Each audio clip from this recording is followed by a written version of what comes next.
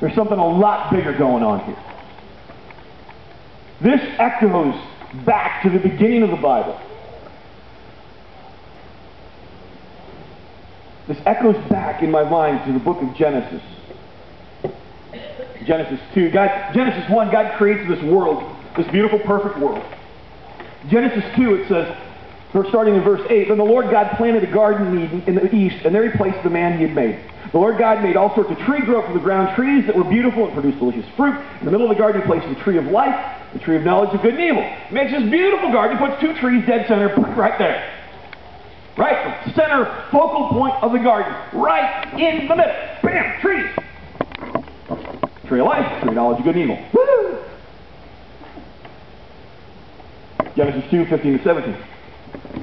"The Lord God placed the man in the Garden of Eden to tend and watch over. But the Lord God warned him, 'You may eat freely of every tree in the garden, except the tree of the knowledge of good and evil. If you eat its fruit, you are sure to die.'"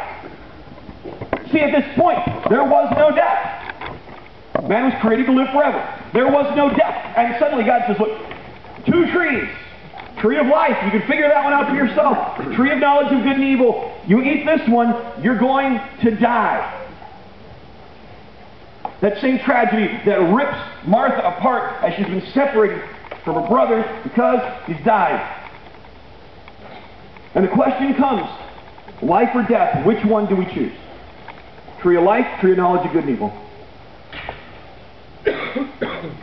In Genesis 3, the next chapter, we read the story of Eve's decision. Genesis 3, verse 4.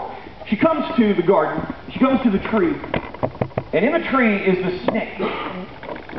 Snake says, "Hey, good looking. You come here often? What's a pretty girl like you doing in a place like this? Do you believe in love at first sight, or should I walk by again?"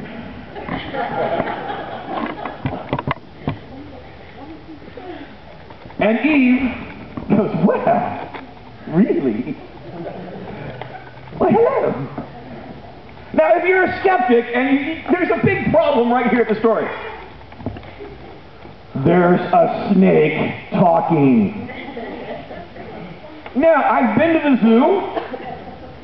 I've been to the circus. I've even been camping.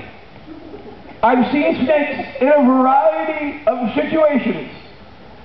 And I have never, Bruce, ever had a snake look at me and go, "Hey, good looking." There's a reason for that. But never has a snake said hi, even. Nothing.